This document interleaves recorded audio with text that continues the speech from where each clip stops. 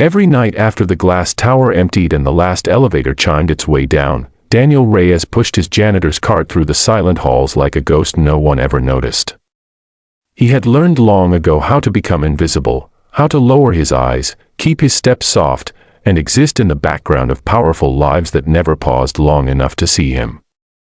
He was a single father, raising his son alone after life had taken everything else, and this job, though exhausting, paid just enough to keep food on the table and the lights on in their tiny apartment. What no one knew, what no one ever asked, was that Daniel used to be a pianist. Once, music had been his future.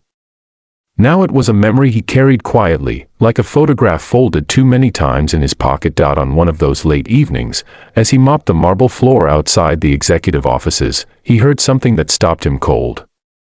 It was a piano. Not polished, not confident, but searching.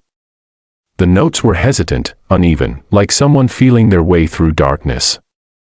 Daniel followed the sound down the corridor to a private music room reserved for the CEO's family. Inside, a small girl sat at the grand piano, her posture stiff, her fingers trembling as they pressed the keys. A soft gray blindfold covered her eyes. She couldn't see the sheet music propped in front of her, and yet she tried again and again, frustration building with every wrong note. Daniel hesitated at the door, knowing he shouldn't be there, knowing that one wrong step could cost him his job. But then she slammed her hands on the keys and whispered, "I hate this," her voice cracking in a way that reminded him too much of his own son on nights when the world felt too heavy. Before he could stop himself, Daniel spoke. Gently. "You're not bad," he said. "You're just listening too hard to what you think it should sound like." The girl froze, turning her head toward his voice. For a moment, he feared he had crossed a line. But then she asked quietly, "Are you the piano teacher?" Daniel almost laughed. "No," he said honestly. "I just clean the floors." There was a pause, and then she said something that changed everything. "Can you help me? Just a little." Against every rule he knew, Daniel stepped into the room. He didn't touch the piano at first.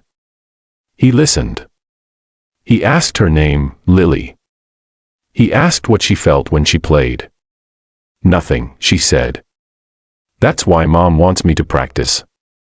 She says if I can't see, I need to be perfect at something else." The words landed hard in Daniel's chest. He pulled a chair beside her, careful not to overwhelm her, and asked if he could place his hands over hers. She nodded. Slowly, patiently, he guided her fingers, not forcing them, just showing her how to let the music breathe. "Don't try to see the notes," he said softly. "Feel them."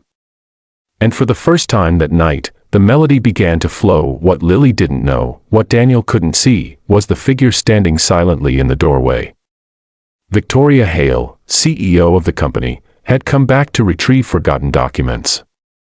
Known in boardrooms as ruthless and unshakable, she was a woman who had learned to armor herself against weakness. Since Lily lost her sight in an accident years earlier, Victoria had buried herself in work, convincing herself that providing the best teachers, the best doctors, the best life was enough. Love, she believed, was shown through results. Watching now, unseen, she felt something tighten in her chest as the janitor leaned close to her daughter, speaking with a warmth she hadn't allowed herself in years. Night after night, the same thing happened. Daniel finished his rounds early so he could sit with Lily. He never stayed long, never forgot his place, but in those stolen moments, music filled the space between them. Lily began to smile more. She laughed when she missed a note. She started asking Daniel about his life, about his son, about why he knew so much about music. He told her pieces of the truth, carefully chosen, never wanting pity. "Sometimes dreams change," he said. "But that doesn't mean they disappear." And every night, Victoria watched from a distance, telling herself she was only ensuring her daughter was safe, only monitoring an employee. Yet she never interrupted. She couldn't point. One evening, Lily played an entire piece without stopping. The last note hung in the air, perfect and trembling.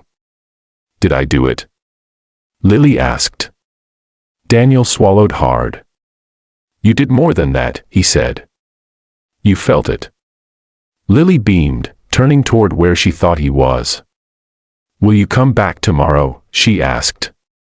Daniel hesitated. He knew this couldn't last forever. Worlds like his and hers were never meant to overlap.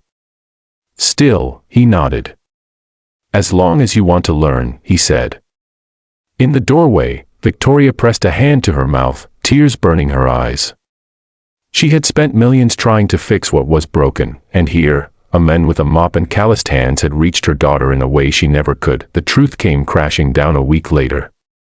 Daniel was summoned to the executive office, fear knotting his stomach.